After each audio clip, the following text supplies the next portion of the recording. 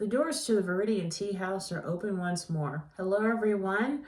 I've been out of pocket since Sunday afternoon through Monday evening. It was Yom Kippur, which is the Day of Atonement for Jews. It's a time when we reflect on what we've done wrong and how we can be better people and how we can take care of each other as well. And I always take that day seriously, that period from sundown to sundown. And it was very insightful for me. Every year I feel like I've learned something new about myself and how I view the world and how the world views me. So I'm a little bit tired, but I will make it through this video and you will be entertained anyway. What news? So this 27th is the last day for the Wheat Ridge Farmers Market. Our season has come to an end, and it's been a good season. This was my first time working with Wheat Ridge, and I met some lovely people, and I'm very, very happy to be a part of the coop for next year, and I hope to be back next year as a vendor. So if you live in the Denver metro area or in Wheat Ridge, and you're looking for something to do Wednesday evenings, stop on by. Our hours, I think, will be 5 to 8. I know last week we left at 7 because, you know, with the seasons changing, the sun is going down a lot faster. But yeah, it starts at 5 o'clock. So come on over and join us for one last hurrah. And with regards to Golden Farmers Market, the last day of that season is October 7th. This coming Saturday, which is the 30th, I'm not working, but I am working the last market on the 7th. If things change, if you follow me on social media, you'll find out what's going on. So it's gonna be kind of bittersweet on Wednesday, but it's been a good run. It really has. So I want to also talk about the release of my newest book, Louis and Estelle. This was independently published by me through Amazon KDP. This was a story I had no plans of writing, but I saw an older bohemian painter guy sitting on a park bench, and Louis and Estelle came because of that. And the artwork was done by my boyfriend, J.W. Bullard, and this line just shows that this is my proof copy, but I did go through the proof and everything looks good, so far as I know. So you can order Louis and Estelle through Amazon. I will soon have copies of it in my Etsy store, but for right now, if you're interested in buying a copy of Louis and Estelle, I will put the ISBN number or just the link on this video once it's been uploaded. So once again, Louis and Estelle, and the back of it. Over the course of several days, the lives of a painter named Louis and a baker named Estelle will be forever changed. Secrets will be revealed, romances will blossom, friendships will be simultaneously destroyed and created, and above all else, there will be dessert. Welcome to Louis and Estelle, a novel by me. So once again, Louis and Estelle is my newest book, independently published. And I also want to say that for those of you who read my Jackie Verona mystery trilogy, book 3 should be coming out soon. I don't have a specific date, but once it has been released, of course, I'll have copies of it in the Etsy store, along with a new tea blend to go with the trilogy. So there's already Jackie Special, but there's another one coming. It's tentatively titled Moonlight and Moon City Tea Blend. So stay on the lookout, and once it has been released through my publisher, Pro Se Productions, then I will let all y'all know as well, and I'll have copies. I think that's all I have for news, so if you're ready, let's get to the book portion, shall we? I gotta take my glasses off here. So the first book, I do want to give a shout out to my usual Arapahoe libraries. You guys are amazing, specifically Sheridan. Yay, Sheridan! I love going to Sheridan Library on Wednesday mornings just to kind of write and read. It's the perfect atmosphere to do like a single solo writing retreat in a way. So the book I'm talking about today is How Can I Help You by Laura Sims. And let me read the dust jacket for you. The lives of two librarians become dangerously intertwined in this razor-sharp exploration of human nature and the lure of artistic obsession. No one knows Margot's real name. Her colleagues and patrons at a small-town public library know only her middle-aged normalcy, congeniality, and charm. They have no reason to suspect that she is, in fact, a former nurse with a trail of premature deaths in her wake. She has turned a new page, so to speak, and the library is her sanctuary, a place to quell old urges. That is, at least until Patricia, a recent graduate and failed novelist, joins the library staff. Patricia quickly notices Margot's subtly sinister edge and watches her carefully. When a tragic incident in the library bathroom gives her a hint of Margot's mysterious past, Patricia can't resist digging deeper, even as her new fixation becomes all-consuming and sends both women hurtling towards disaster. Chilling, incisive, and darkly humorous, How Can I Help You is a propulsive work of psychological suspense that asks how far we might go to justify our most monstrous desires. And about the author, she's the author of the critically acclaimed novel Looker. An award-winning poet, Sims has published 4 poetry collections. Her essays and poems have appeared in the New Republic, Boston Review, Conjunctions, Electric Lit, Gulf Coast, and more. She and her family live in New Jersey, where she works part-time as a reference librarian and hosts the library's lecture series. Let me just say off the bat, this was one of the best cat and mouse novels I've read in quite some time. Another one that I read, I had recently reviewed, and I forgot the name of it. Oh my gosh, it's going to be on the tip of my tongue. But I love cat and mouse novels where it just takes one little piece of information and the hunt is on. But you don't know if the mouse is hunting the cat or if the cat is hunting the mouse. Tom and Jerry to a whole new level. But I really, really enjoyed how these two women came together because of a small public library and how one little bit of information just sends everything unraveling. The only problem I had with this book was the ending felt a little too rushed. Like, before I knew it, it was over. And I was like, wait, what? I think I read it twice just to make sure that I didn't miss anything. But it wrapped up a little too neatly and too nicely. I mean, vengeance was served coldly, but I just wish it had been drawn out just a little bit more. But having said that, How Can I Help You is a fantastic psychological thriller, cat and mouse. If that's your thing to read, you really need to read this book. And I remember when I spoke with one of the librarians at Sheridan about the book to see if they had copies, and she's like, oh yeah, and I'll put you on the list. You're like 5 of 14. I was like, oh my God, no, 12 of 14 or something like that. So apparently this was a very popular read. I devoured it in like a day and a half or 2 days, but I loved the cat and mouse. Can I just tell you, I love the cat and mouse in this. And the chapters were told by the two women. And by reading one woman's view of the other woman, you would think, oh, well, yeah, she sees this, so obvious. But then when you read the other woman's chapter and her view, it's like, wow, this is not, I thought these women were one way, but actually they're completely different. And that adds to the thrill of this book. And the scene in the bathroom is kind of horrendous, but as the dust jacket says, all begins to be revealed because of it. So How Can I Help You by Laura Sims receives from Viridian Tea House 4 pots of tea. I truly did enjoy this book, and I want to read all of her other works, including the poetry, essays, everything, because she grips you with her command of the words. She grips you and says, you don't want to do anything else until you finish reading this book. And quite honestly, of the two women, Patricia and Margot, I hate to say it, but I liked neither of them. They were both just like, No, no.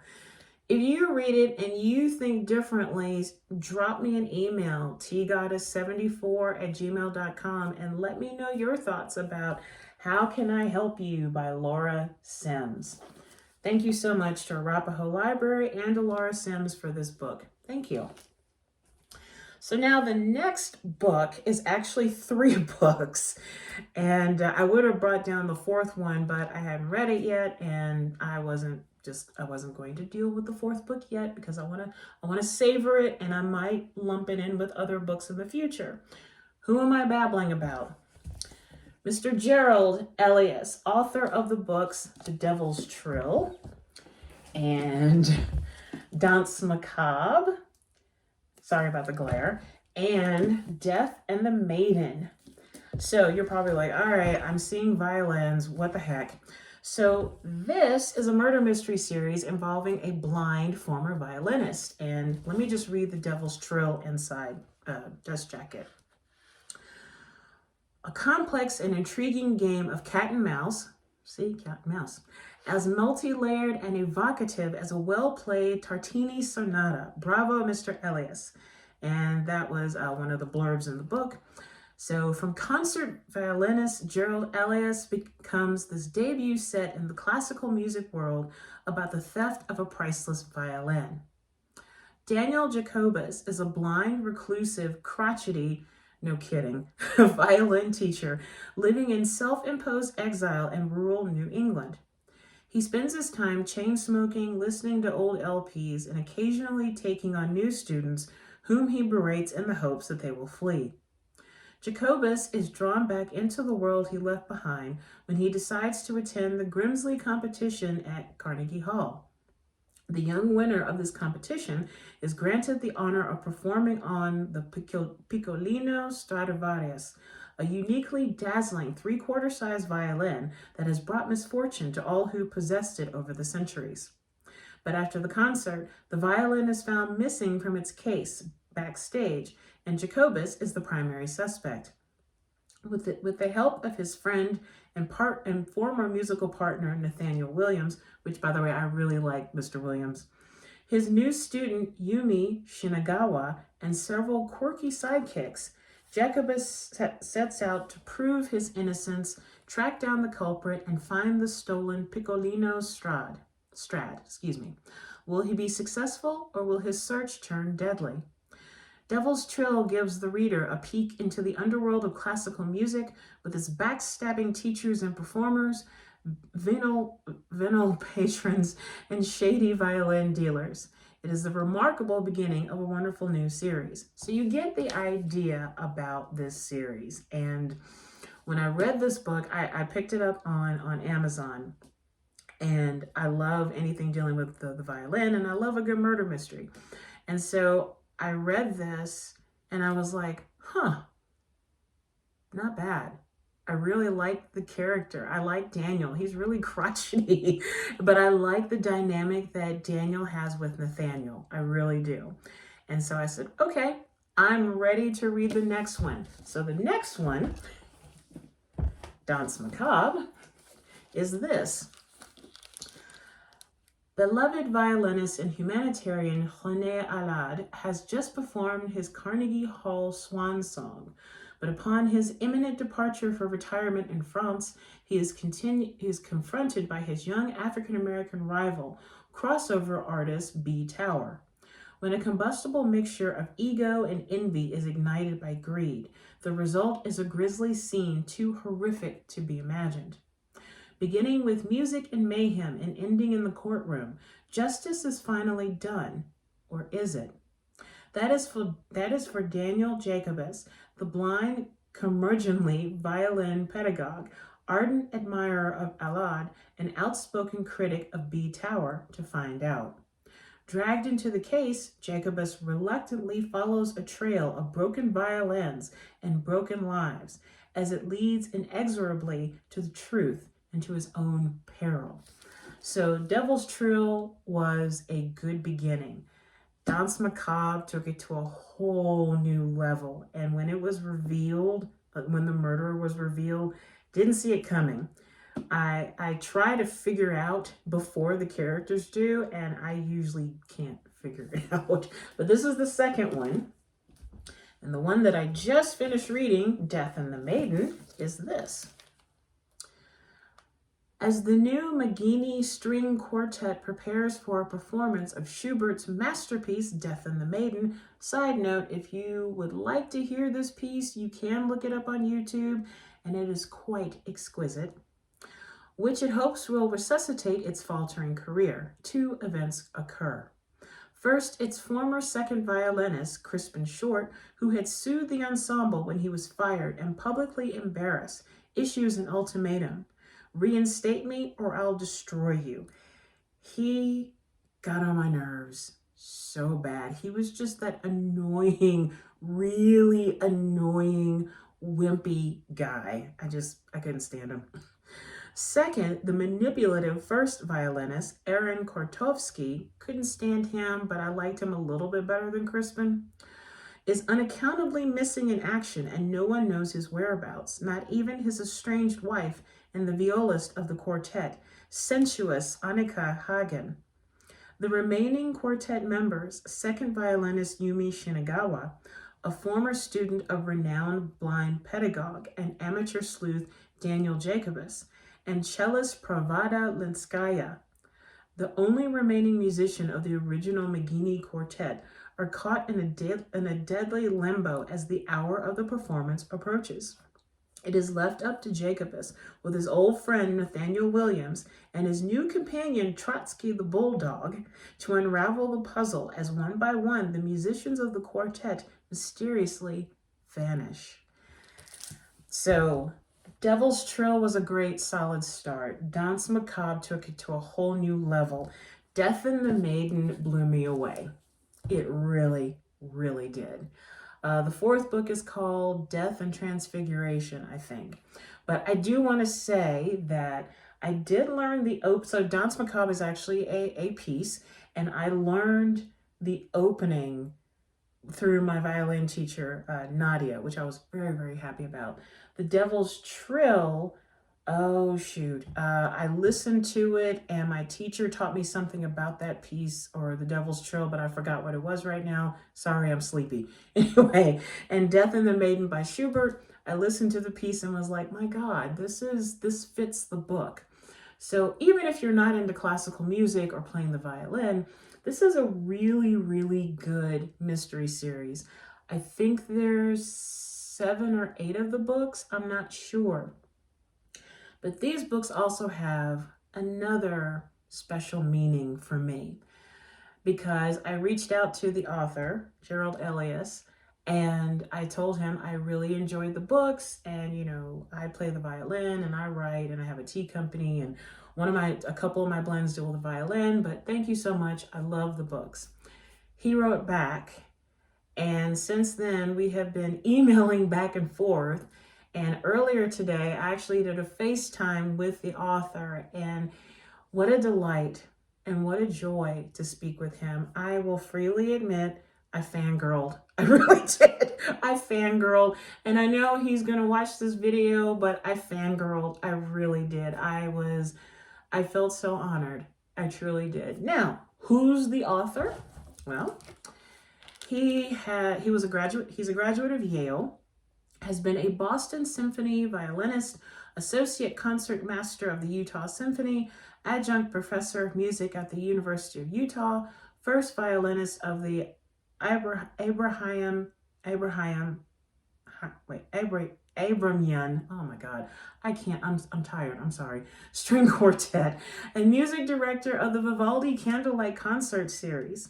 He is also the author of 2 other books, Devil's Trill and Danse Macabre. Danse Macabre was hailed as one of the top 5 mysteries in 2010 by Library Journal. So yeah, you can reach out to him, and after you've read the books, and just drop him a line and say, thank you so much. And he actually does reply, and he is a lovely, lovely gentleman to speak with. There is more, but can't really talk about it right now, but let me just say that it was a delight speaking with him through FaceTime today, and I cannot wait to read the other books.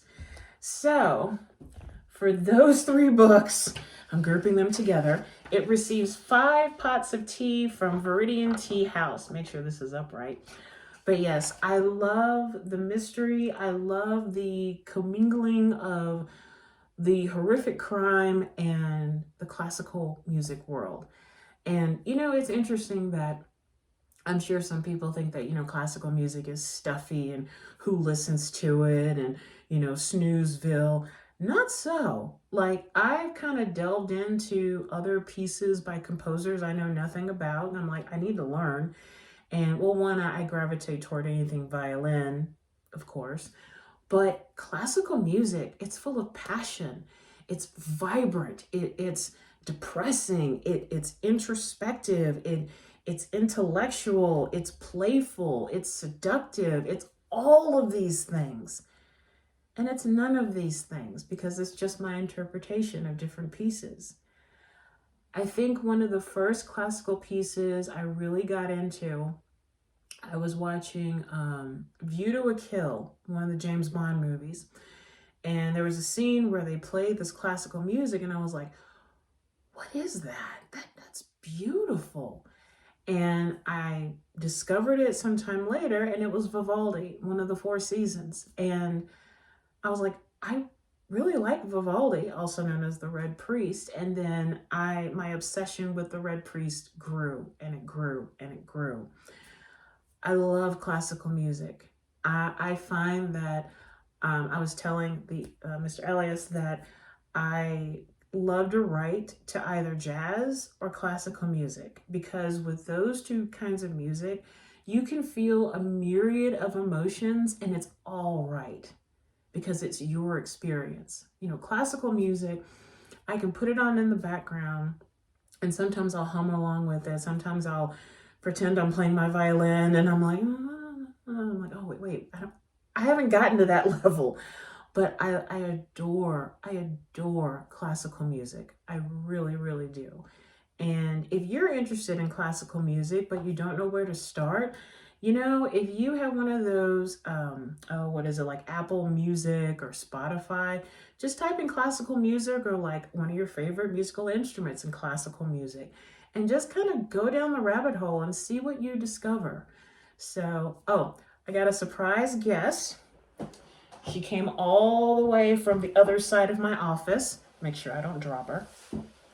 But just a little backstory. I discovered her at an estate sale back in Memphis. And I saw her and I said, she's got to come home with me. This is my violin, Frederica.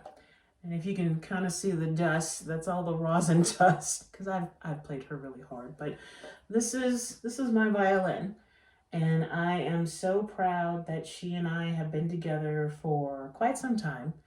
And she has played music so beautifully and so wonderfully. And you can see the little different stripes. That's my finger placement too, because I'm still learning.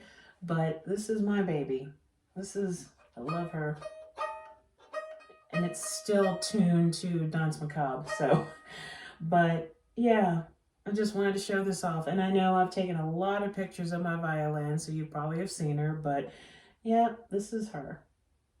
And her name comes from a character in a series of books by British author A.S. Byatt. One of the main characters' name is Frederica, and she's like this fireball, nervous energy, highly intellectual, and I thought, that's a great name for my violin. So yeah, this is Frederica. I love her, very much so. So let's put her back here.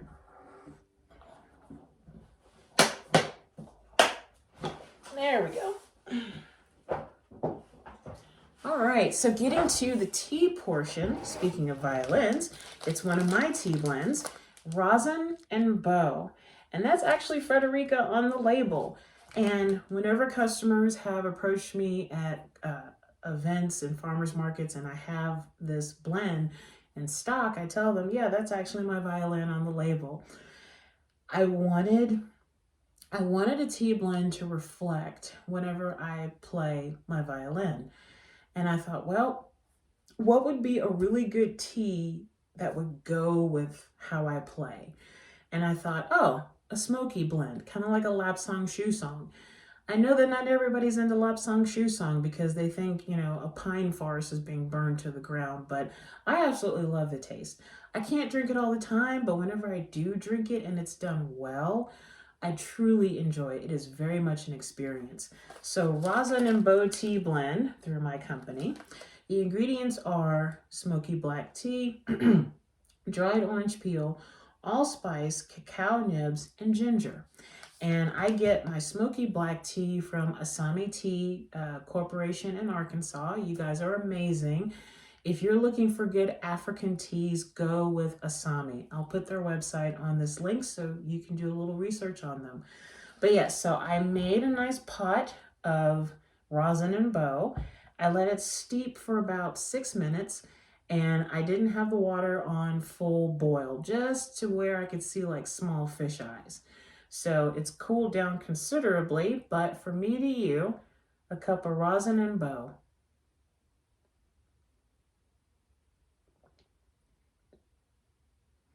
So that is now lukewarm because I talk too much, but I got the smoky taste immediately comes to the forefront. But in the back, I'm getting very much the orange peel, the allspice, the cacao nibs, and the ginger, which a lot of people don't like ginger because it's really just overwhelming. The ginger takes a back seat, like a real far away back seat. Like it's not like, oh God, that's burning my mouth. No, this is pleasant. It's mellow.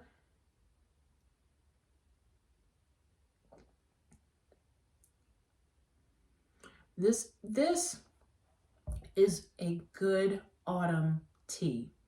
Like I drink tea all year round. This is good for when the leaves start to change and you're sitting outside with a sweater and you've got a thick book and you've got a thick blanket and you're just enjoying the cooler temperatures and the changing of the leaves. This is very much an autumn blend.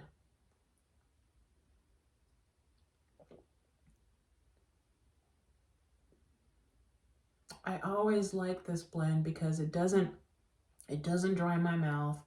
I'm not feeling parched. The smoky taste of the tea, it's not overpowering. It's not like I'm eating a pine tree. This is a well blended tea. And even if I didn't make it, I would still say this is a well blended tea. This is quite lovely. That's lovely. So that's all I have for today. But before I wish you guys a fond farewell for now, let's do our water and tea breathing meditation. So go grab a glass of water or make a cup of your favorite tea. And whenever you're ready, let's begin. Actually, let me break that. For those of you who are new to the breathing meditation, one, yokoso. Two, this is just about breathing. We're not chanting. We're not doing any kind of mantra. We're not doing any of that, no guide or anything. We're just focusing on our breathing because sometimes we need a pause in our day. We're always running all over the place. This is a chance to just pause for just a minute, if not even that. So we're going to start with deep breaths in through the nose and out through the mouth. Then you can either softly focus on an object in front of you or do what I do is close my eyes. We're going to breathe for a number of counts. If you find your mind wandering, that's okay. It happens. But just pause like you're watching a TV. Pause it and say thinking to yourself. Allow the thought to go by and just resume breathing. Just focus on the breathing. There's no right or wrong way to do it. This is for you to just take a break. So if you're ready and you have your liquid refreshment, let's begin.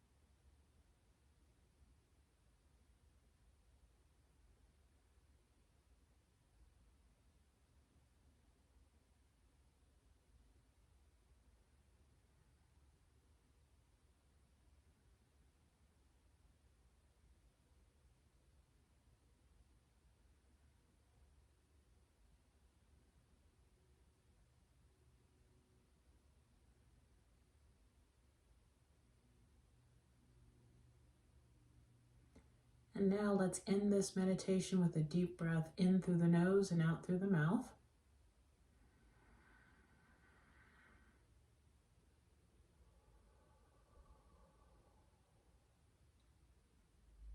Slowly open your eyes or allow your eyes to come back into focus. And now let's have a sip of water or tea.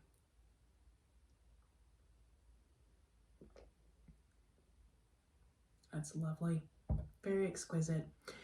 And I did notice that as I was doing the breathing meditation, I actually could taste the after effect of the ginger. All the other ingredients had left my mouth, but the ginger. And it wasn't overpowering. It was just nice and mellow. So for creating a tea blend where I'm going all over the place with my violin, this is a very mild and mellow blend. I'm very pleased with this. So many thanks to Mr.